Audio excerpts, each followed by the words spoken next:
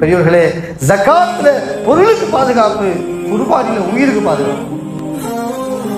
இந்த ரத்தம் சிந்தப்படுது, இந்த ரத்தம் சும்மா இல்லை. இந்த ரத்தம் முஸ்லிம் ரத்தத்தை பாதுகாக்குது.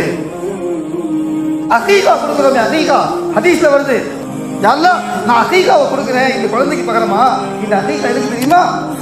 அந்த குழந்தைக்கு ரத்தத்துக்கு பகரமா இந்த ரத்தத்தை நான் கொடுக்குறேன். அதனுடைய நகத்துக்கு பகரமா நான் நகத்தை கொடுக்குறேன். முடிக்கு பகரமா முடியை கொடுக்குறேன். சதைக்கு பகரமா சதையை கொடுக்குறேன். அது என்ன அர்த்தம்னா, அந்த குழந்தைக்கு பகரமா இந்த பிராணியை நான் கொடுத்துட்டேன். யா அல்லாஹ், நீ என் பிள்ளையை பாதுகாத்துக்க. அல்லாஹ் சொல்ல, நான் பாதுகாத்துற போடி.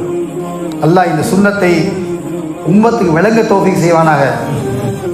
கடந்த ஆண்டு உங்கள் குர்பானியை நாங்கள் நிறைவேற்ற எங்களுக்கு வாய்ப்பளித்தமைக்கு நன்றி தெரிவித்துக் கொள்கிறோம். இவ்வாண்டு நபர் ஒன்றுக்கு ஒரு ஆடு வாங்கி உங்கள் வீட்டிலேயே குர்பானி கொடுத்து நன்மையை பெறவும்.